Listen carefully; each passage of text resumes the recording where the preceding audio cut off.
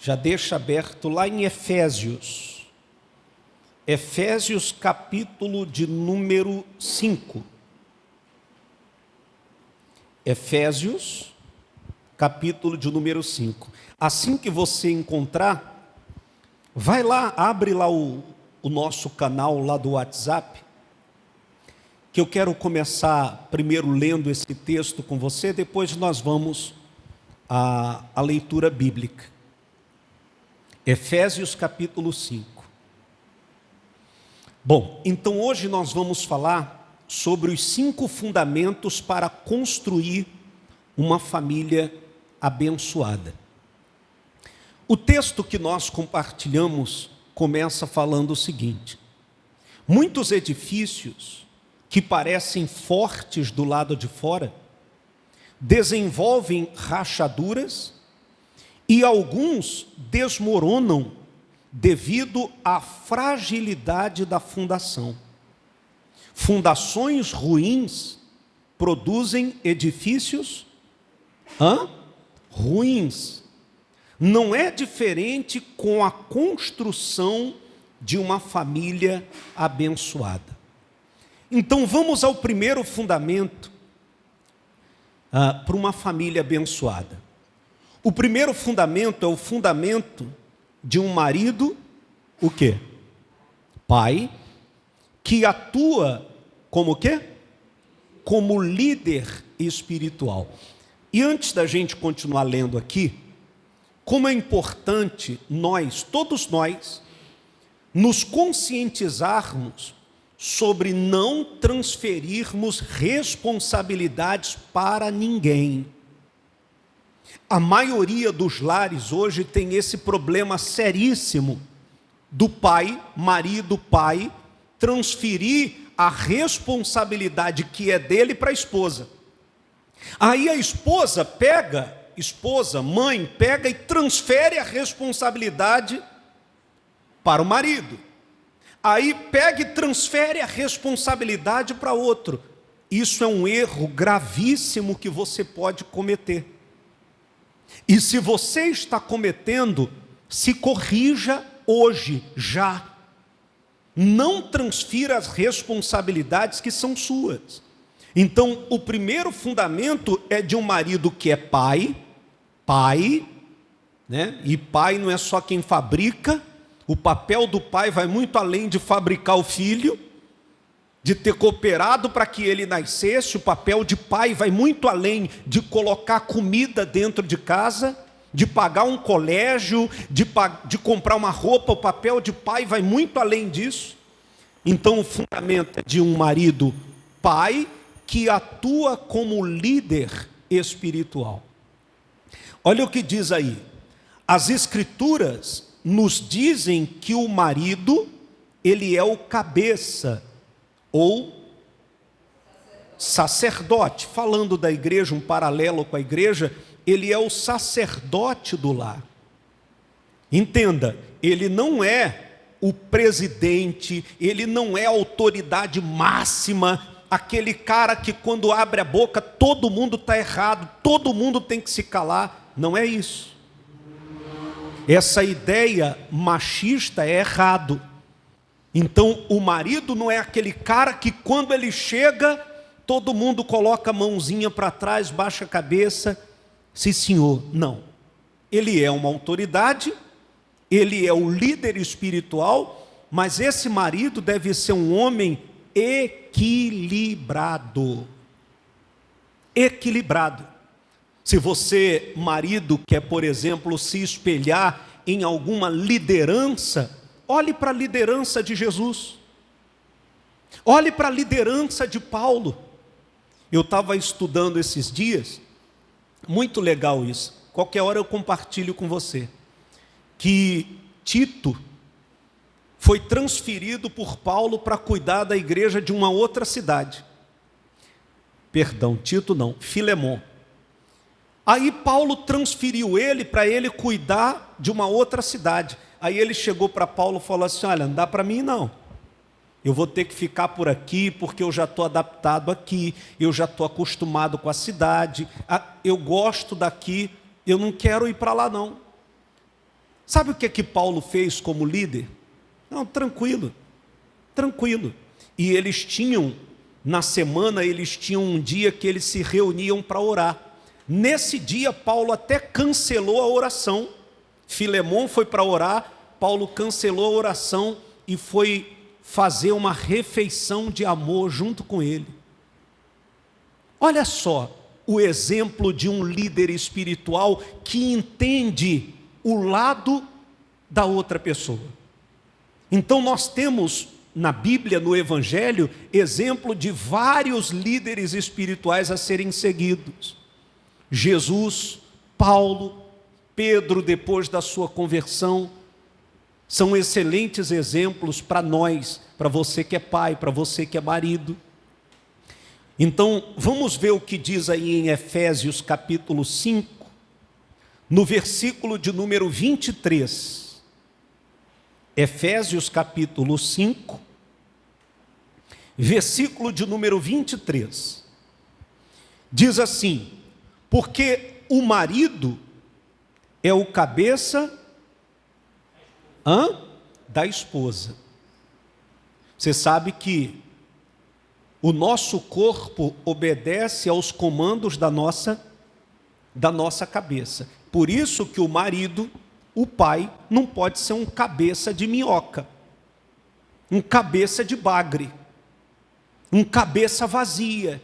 Já que ele é o cabeça da esposa, o que é que se espera dele? Que ele entenda o tamanho da responsabilidade que ele traz sobre si.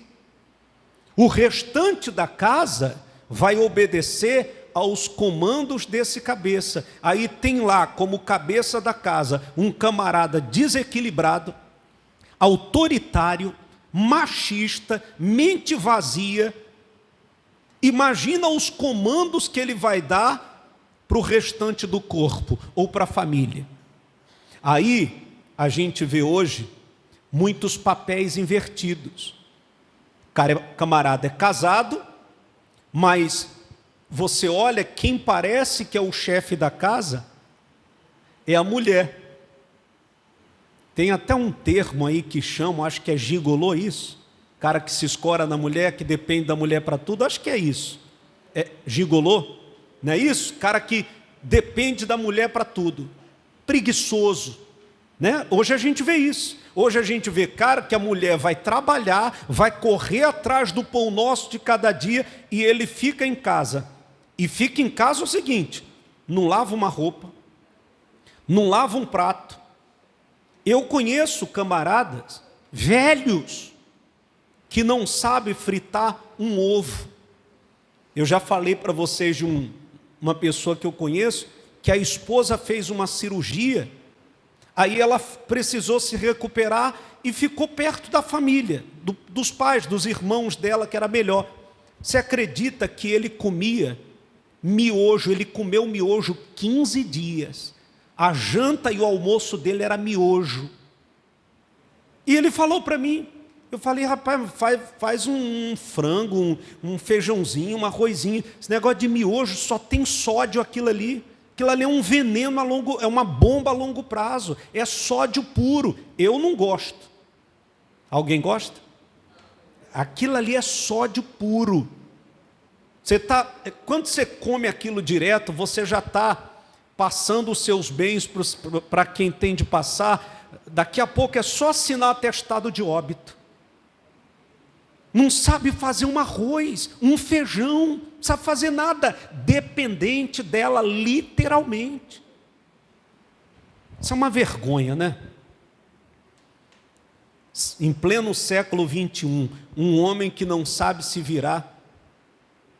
Os dois trabalham, aí ele chega mais cedo e quando a mulher chega a casa está uma bagunça.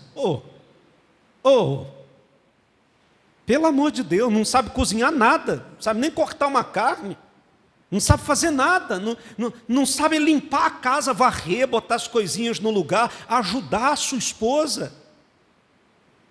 Bom, se você tiver dinheiro para pagar a empregada, mesmo assim, eu acho que tem coisas que a gente não pode transferir para ninguém. E a vida, ela é de altos e baixos. Por que que os ricos entram em depressão quando perdem tudo? Porque não aprenderam a viver lá embaixo. Então é bom você saber viver lá embaixo e saber viver. Bom, a época das vacas, 7 anos de vaca gorda, vou aproveitar, vou desfrutar. Mas se vierem os 7 anos de vacas magras, eu também sei fazer minha unha sozinha, eu sei me maquiar sozinha, sei fazer meu cabelo sozinha, eu sei me virar. Então o versículo 23 diz: porque o marido é o cabeça da esposa, assim como Cristo é o cabeça da igreja. Lembra que eu falei do modelo de liderança espiritual? Cristo é o cabeça. Olha os comandos que Cristo dá para o corpo que somos nós. Cristo é o cabeça da igreja, né? O marido cabeça da esposa, que é o seu corpo, do qual ele é o Salvador. Cristo é o Salvador do corpo, igreja, mas o pai, marido, ele representa Cristo para a sua família. Por isso que um pai, marido, não pode ser um sujeito imaturo, um sujeito nervoso, um sujeito impetuoso, estressado, precipitado. Nós estamos vivendo numa época em que as pessoas se magoam muito fácil, ou não é assim? Se magoam muito fácil.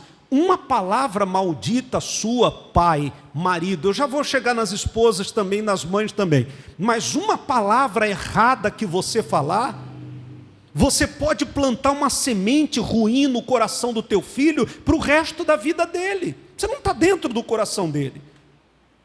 A minha estrutura é uma, a sua estrutura é outra. Tem coisas que se você falar comigo eu vou tirar de letra, tranquilo, de boa. Mas será que se eu falar a mesma coisa com você, você vai reagir assim? Nós somos diferentes. Então, como é importante você, pai, marido, ter esse entendimento de que você é um líder espiritual. Você não pode ser um cabeça vazia. Você não pode ser um cara que fala qualquer besteira, que abre a boca e fica falando qualquer coisa. Você é um líder, e líder tem que pensar antes de falar, tem que pensar antes de agir, tem que tomar cuidado com o que fala, com o tratamento com os outros. Gente, liderar pessoas é a coisa mais difícil que existe. Não é fácil você administrar ser humano, não é fácil você administrar uma pessoa, é uma arte. Assim como administrar mesmo é uma arte, administrar pessoas é muito difícil. Não é fácil, mas que você, marido, tenha essa consciência, que a sua cabeça realmente seja uma cabeça boa, uma mente sã, para que você não dê comandos errados para a sua família e cause dores, e cause feridas, e cause até um problema gravíssimo dentro do seu lar.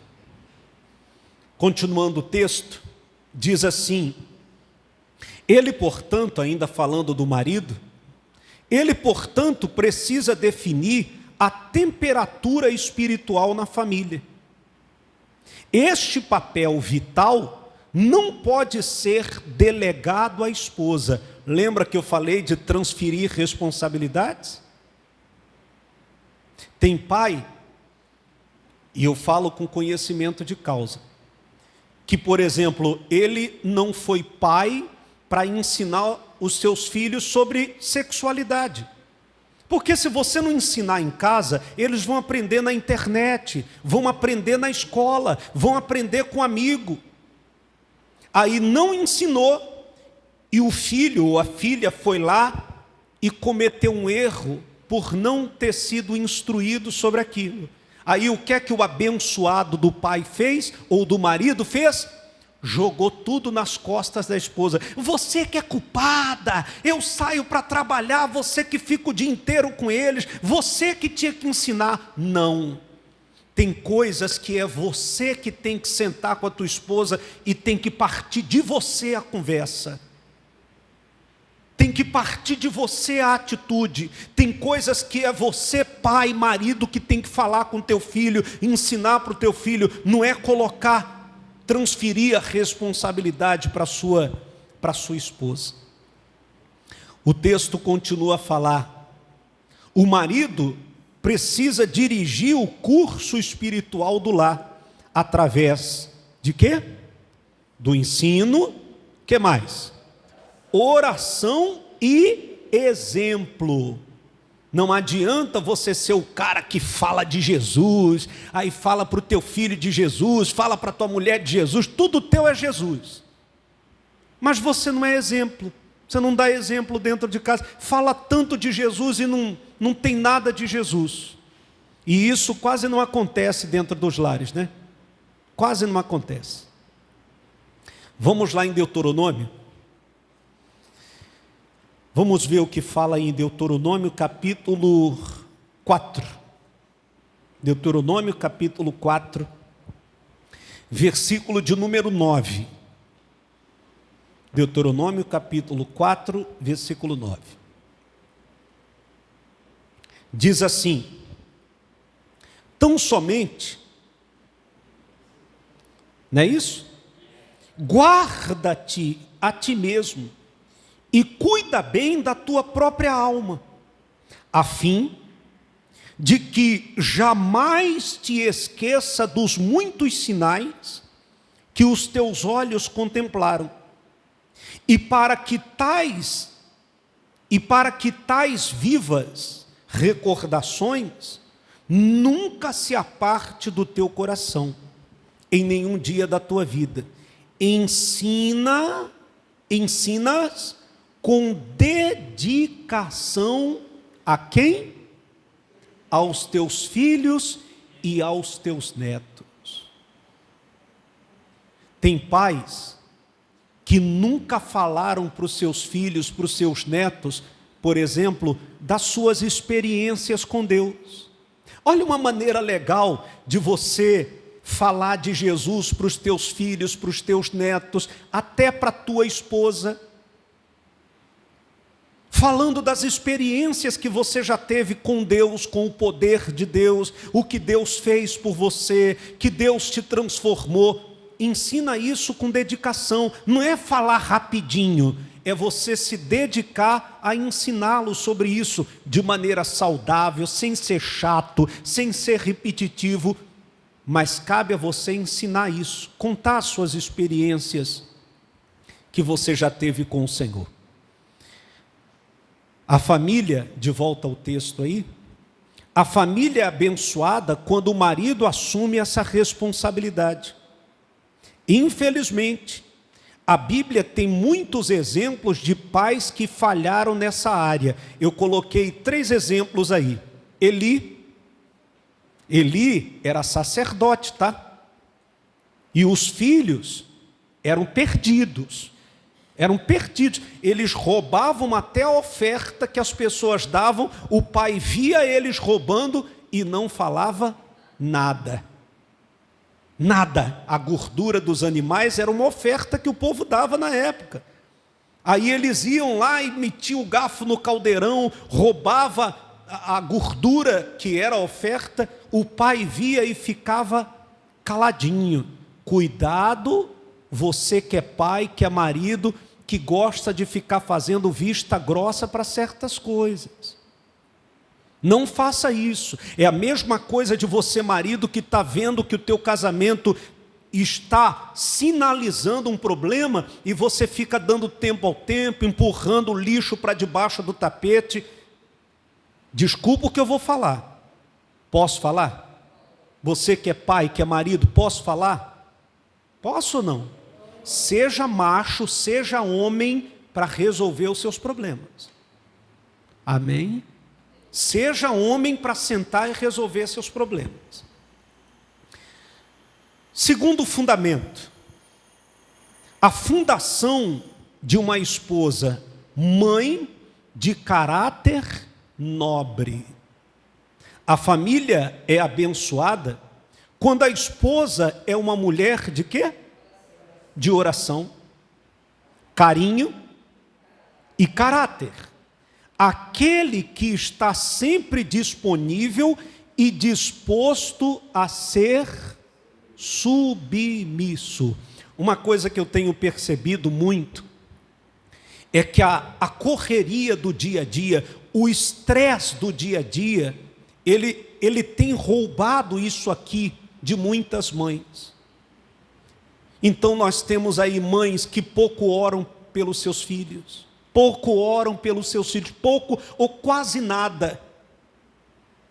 Eu me lembro quantas vezes, lá quando eu era garoto, ainda morava com os meus pais, quantas vezes que eu já peguei minha mãe orando pelos filhos. Quantas vezes que eu já vi a minha mãe orando pelos filhos. Quantas vezes que eu já vi, já peguei, já presenciei a Márcia orando por mim. E eu ficar lá só assim, ó, só ouvindo o que é que ela estava falando. E ela orando, oh Deus, abençoa ele, meu pai, assim, assim, orando por mim. Vamos lá, eu não ia fazer, mas vou te perguntar. Quantas vezes o teu marido já te pegou orando por ele? Quantas vezes os teus filhos e os teus netos já encontraram você de joelhos orando por eles? Quantas vezes? Será que eles já presenciaram isso alguma vez? Então, oração, carinho e caráter. Quer dizer, não basta orar, não basta ter carinho e não ter caráter. Os estresses do dia a dia têm tirado isso de muitas mães. Já não tem mais aquela afeição pelos seus filhos, aquele carinho com seus filhos. E às vezes o filho é meio cabeça dura, é meio rebelde, ou como a gente fala aqui no Pará, meio rebarbado, e você de repente foi perdendo a paciência e deixou de ser aquela mãe carinhosa que você sempre foi. E se tem uma coisa que nós não podemos permitir, é que as lutas da vida roubem a nossa essência, façam com que a gente deixe de ser o que a gente é. Não faça isso. Quando você chega e dá carinho para o seu filho, mesmo que seja hoje um filho de repente que te dá problemas, no seu carinho você está testemunhando Jesus, você está mostrando para ele o que é o verdadeiro evangelho. Assim como o amor de Jesus por nós é incondicional, o nosso pelas pessoas também tem que ser incondicional. Ou seja, se fosse um bom filho eu dava carinho, como é um mau filho eu não vou dar carinho. Não, o amor de uma mãe pelo filho, o amor de uma esposa pelo marido deve ser incondicional. Quando a gente vê, por exemplo, mulheres que estão com o camarada só por causa do dinheiro dele, isso é uma verdade.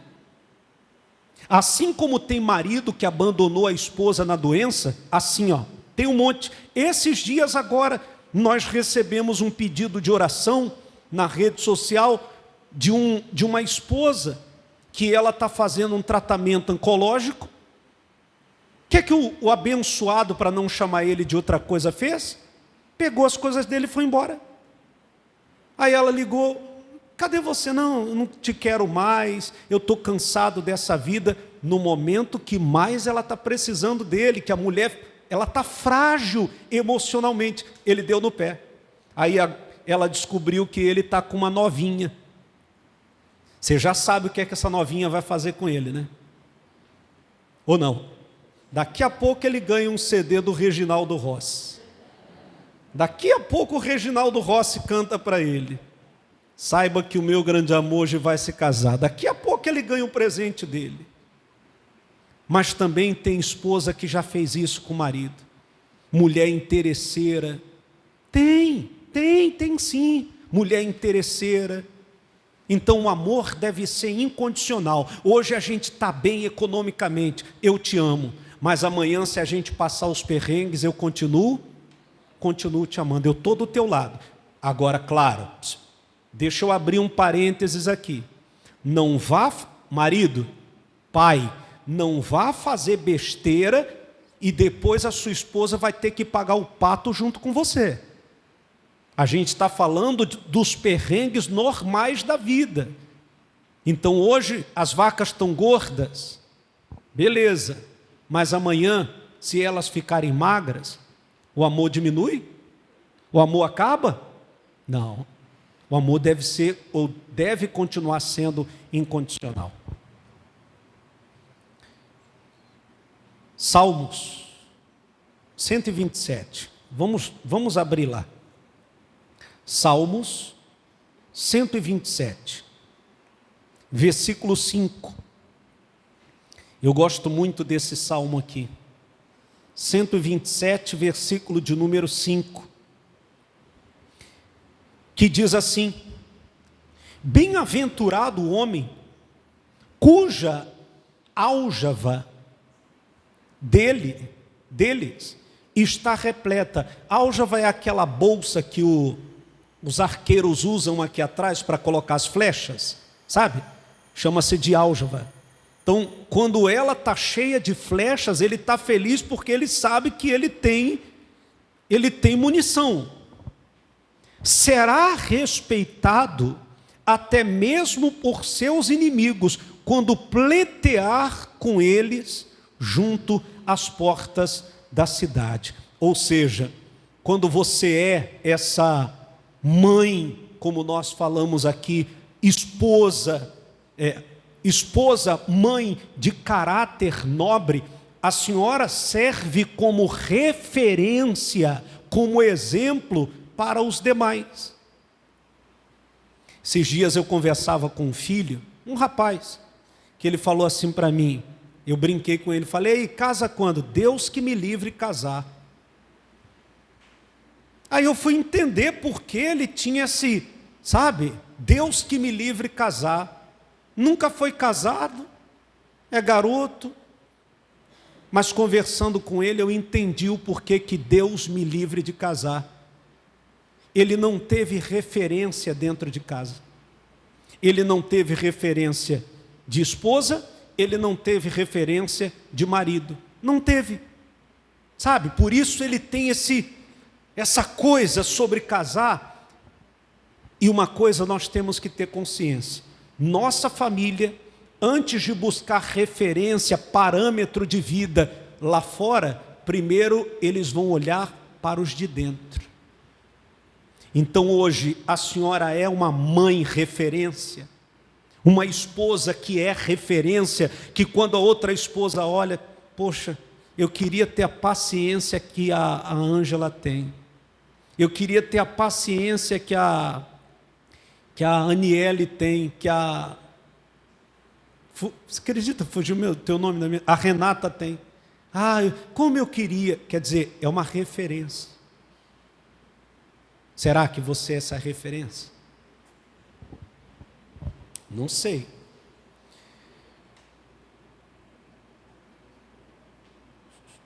Onde nós estamos? 4? Certeza? Eu pulei já lá por 3, não foi os Salmos. Era para ler Efésios. E você escaladinho, nem me fala nada, né? Bom, mas já foi. Vamos lá. Terceira fundação, a fundação das crianças abençoadas. As crianças criadas no temor do Senhor serão abençoadas pelo Senhor e em troca serão uma bênção para as suas famílias. Hoje você sabe que além de ser lei, também é moda se criar o filho com uma liberdade além do normal. Você tem netos, você tem filhos, todos nós temos contato com crianças, e como é importante todas as oportunidades que nós tivermos, nós ensinarmos para eles o que significa o temor do Senhor.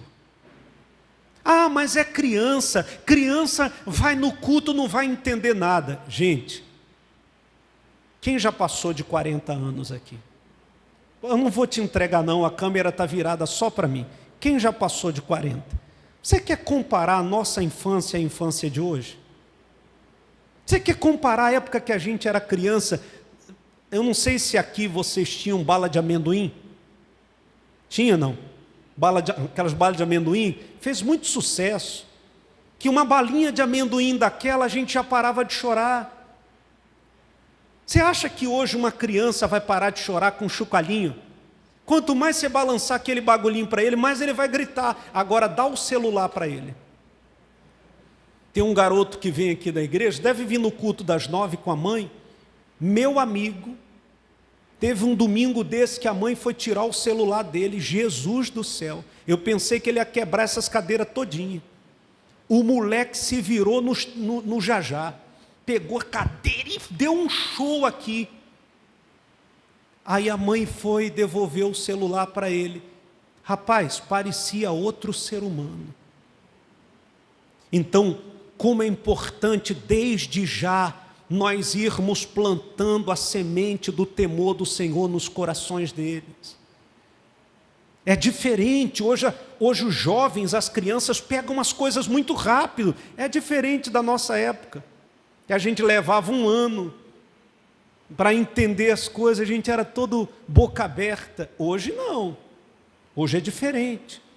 Hoje, por exemplo, tem criança, como esse que eu falei, que ele pega um celular desse aqui, você vê, o moleque é pequenininho, ele já tem Facebook. Bom, se fosse meu filho não teria. Mas o moleque tem Facebook, o moleque tem Instagram, tem um outro pequenininho aqui, menor do que esse, que um dia eu acabei o culto, ele chegou aqui, aí, pastor James, qual que é o seu Instagram? Eu falei, mas por que você... Eu quero te seguir lá na rede social. Mas você tem Instagram, moleque? Tenho Instagram. Aí começou a me seguir, eu fui ver as fotos dele. É selfie, dedinho assim, não sei o quê, aí bateu sei lá como é que fala, aqueles frisos, um raio, não sei o que, no cabelo. Então, se nós não educarmos, se nós não ensinarmos, de agora, de já, a dona Neuza tem o bisneto dela. Quantos anos ele tem, dona Neuza? 3 anos. Nós oramos por ele quando ele estava no ventre da mãe, lá na Malché. A mãe ia várias vezes lá quando estava grávida dele. Desse tamanho, né, dona Neuza? Desse tamanho. Aí, outro dia, a dona Neuza perguntou para ele, o Carlos Eduardo, cadê a tia Dora, que é a irmã dela? Sabe o que o menino falou com 3 anos? Está fufucando ali com não sei quem. Desse tamanho ele é. Está fufucando ali com não sei quem, assim mesmo. Aí eu cheguei lá outro dia, vi ele, falei, Carlos Eduardo, vamos fufucar? Aí ele, agora não, desse tamanho, 3 anos, desse tamanhinho. Então não ensina não. Não vai plantando, não vai educando, não vai ensinando o que é o evangelho, o temor ao Senhor, não. Deixa para ensinar quando tiver com 30 anos, deixa para ele fazer as escolhas sozinho. Por isso que a nossa sociedade está doente. E a tendência é piorar ainda mais, infelizmente. A gente vê criança que bate na mãe, dá showzinho, a mãe não faz nada, o pai não faz nada. Ah, mas é porque o senhor não é pai. Bom, eu não sou, mas eu acho que não é por aí que a banda toca. O filho pintar e bordar e você não fazer nada, porque não quer contrariar ele. Ah, tá. O quarto fundamento é o fundamento da oração familiar. A família que ora unida permanece. Quanto tempo tem que você não junta a família para orar juntos? E eu duvido, você pode ter, olha só, você pode ter uma família, filhos, o seu marido pode ser um camarada relaxado no quesito oração, mas eu duvido que se você chamar ele e falar, vamos orar junto, ele vai falar, não quero orar não, eu duvido. Mas quantas vezes, pelo menos não vou falar nem na semana, quantas vezes no mês, vocês, por exemplo, dão as mãos, vamos orar pelo nosso casamento? Vamos orar pelos nossos projetos, pelos nossos planos? Tem família que senta na mesa para comer, nem agradecer a Deus pela comida agradece. Nem falar assim, Senhor, Graças te damos por esse alimento. Nem isso. Senta na mesa, parece aqueles pedreiros no horário de almoço, que já senta abrindo a marmita e vapo, vai lembrar de Deus coisa nenhuma. Nem isso. A família que ora unida permanece unida. Embora este ditado não seja das Escrituras, quer dizer, não está na Bíblia, mas ele tem grande valor.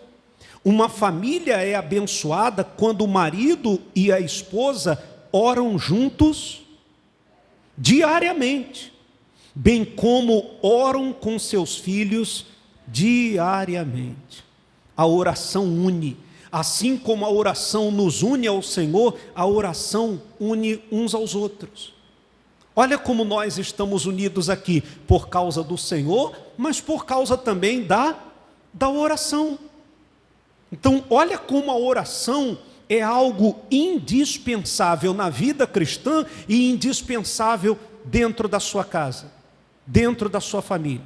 Não é você também ir lá orar, aí fica 1 hora, aí está lá você orando, o demônio que está aí, o capeta que está lá, o caboclo que veio para cá, não é isso. É uma oração saudável. E eu te falo porque eu já fiz isso com a Márcia e a Márcia já fez isso comigo. Uma vez a gente teve um entreveirozinho, coisa de casal. Aí ficamos emburrados um com o outro. Aí ela, não, você tem que mudar nisso, tal. Falei, tá bom, então vamos orar para me mudar? Vamos. Aí está eu e ela, vem cá, seu moço, por favor. Está eu e ela orando. Aí ela orou primeiro, pode subir. Ela orou primeiro, dá a mão aqui, seu moço. Aí chegou a minha vez. Aí o que eu não tive coragem de falar para ela, eu falei na oração. Ah, Senhor, eu não lembro se foi bem isso, mas, Senhor, eu sei que eu tenho que mudar, mas a Márcia também tem que ter muita paciência comigo, meu Pai. Ela quer que eu mude do dia para Aí quando acabou, nós dois já estávamos rindo, aí ela, isso não foi uma oração, isso foi uma indireta. Mas você vê, foi uma coisa natural. Então, às vezes, o que você não consegue falar numa conversa, você consegue falar em uma...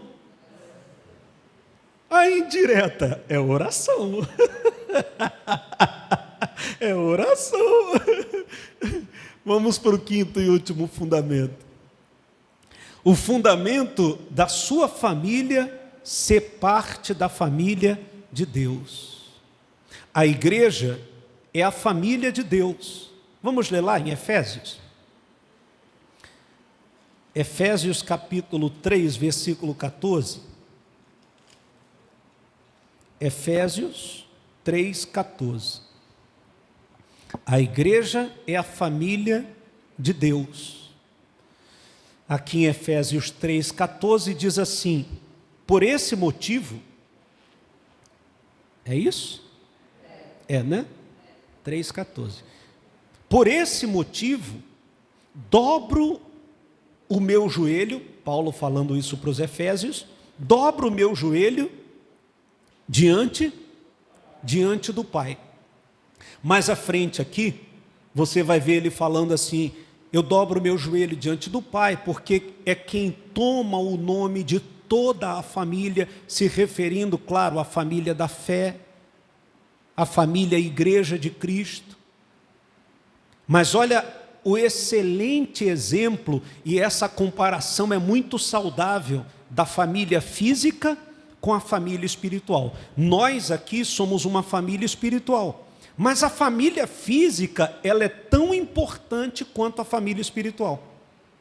Coisa que antigamente nós não tínhamos esse entendimento. A gente achava que a família espiritual tinha que estar acima da família física. E valorizávamos mais os de fora, que não são sangue do nosso sangue, do que a família física, que é sangue do nosso sangue, carne da nossa carne. Então, tanto uma quanto a outra é muito importante. O texto diz assim: portanto, fazer parte disso e servir a Deus juntos por meio de sua igreja doméstica, igreja local, trará bênçãos para a sua família. Hoje nós temos, por exemplo, familiares que eles não são convertidos a Jesus. Mas sempre que a gente tem um movimento, café com a família, um outro movimento, ele está sempre ajudando. A gente tem familiares de alguns membros aqui da nossa igreja que eles não frequentam, mas, por exemplo, eles ajudam na cesta básica, ajuda a pagar a conta de energia, ajuda nos aluguéis. Está sempre, de uma forma ou de outra, servindo a igreja doméstica, a igreja local. Isso é saudável. Ele vai se converter? Não sei. A graça vai o alcançar? Também não sei. Mas pelo menos sinais de que isso pode acontecer a gente está vendo. Ele, de uma forma ou de outra, por causa do familiar que vem na igreja, ele está conectado. Está ligado, está sempre ali. Às vezes vê uma mensagem nossa na rede social porque você compartilhou. Você compartilhou, então ele está ali, ele tem uma referência acerca do Evangelho. Então, como é importante você envolver a sua família, e volto àquilo que eu sempre falo, hoje você sabe que você está num lugar saudável, não é um lugar tóxico que você vai ficar, meu Deus, mas se eu trouxer meu filho, será que ele vai gostar? Se eu convidar minha família, e se o pastor hoje pedir tudo que ele tem na carteira? Não, você sabe que é um lugar saudável. Ele pode reclamar porque a gente leu a Bíblia demais, mas não vai reclamar porque a gente ficou pedindo voto para político, falando de eleição, falando de não sei de quê. Então, procure envolver mais a sua família com a sua igreja, com a sua comunidade.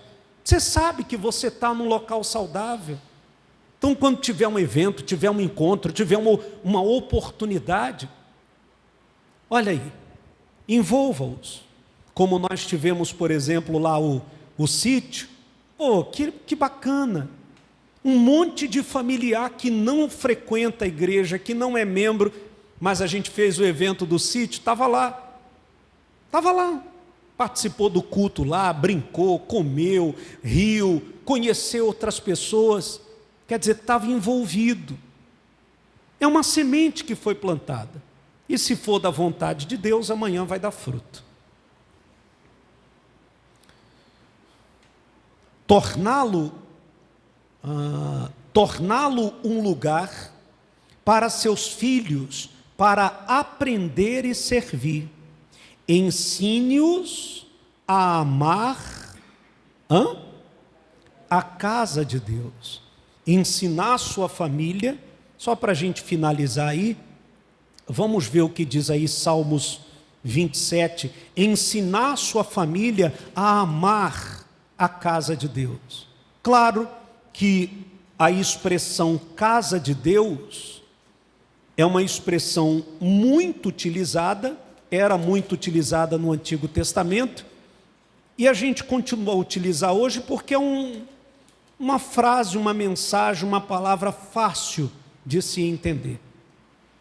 Então, como é importante você encorajá-los a amar a igreja, amar a sua comunidade, a estar envolvido, a querer ajudar. E detalhe, isso só vai abençoá-lo, porque quanto mais ele servir a Deus, quanto mais ele somar com o Evangelho, ainda que não seja convertido, quanto mais ele fizer isso de maneira generosa, mais o Senhor vai recompensá-lo. Então, como é importante você, e cabe a nós fazermos isso.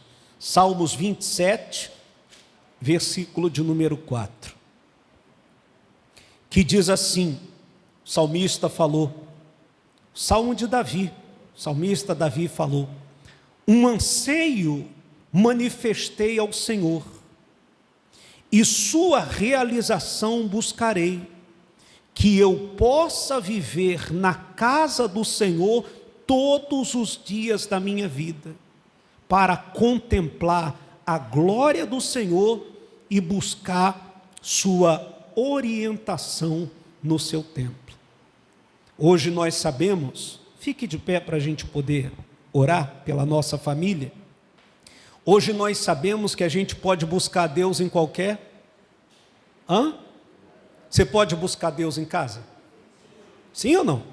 Na rua, no carro, na praia, no sítio.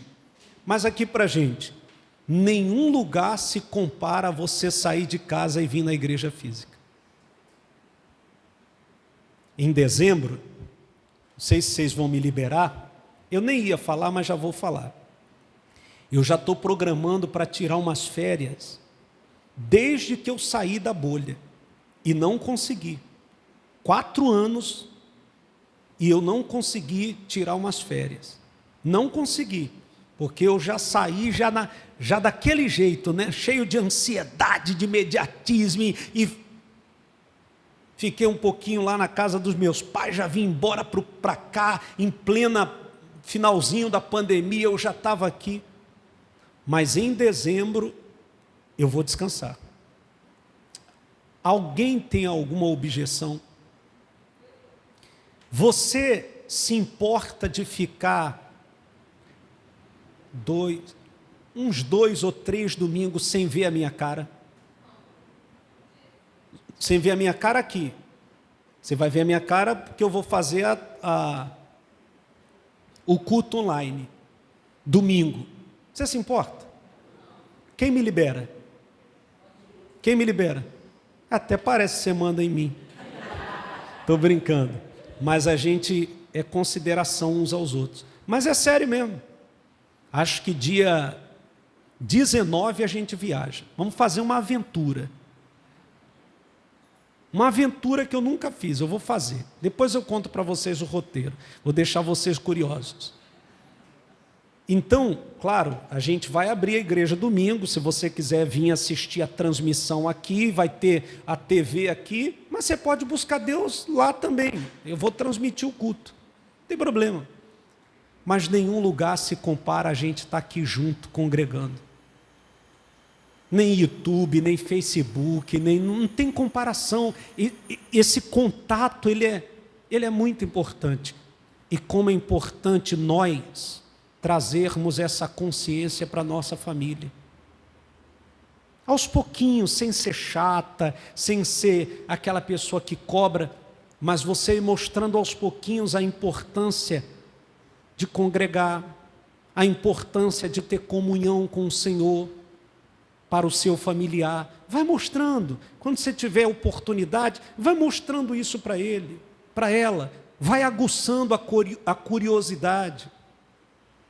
Isso é uma responsabilidade nossa, de você que é família. Cabe a nós fazermos isso. Essa ideia, não cola mais essa ideia, eu já coloquei a sua filha, a Bianca, está na mão de Deus. Tem coisas que não é mão de Deus, é a nossa mão. Somos nós que temos que fazer. Amém?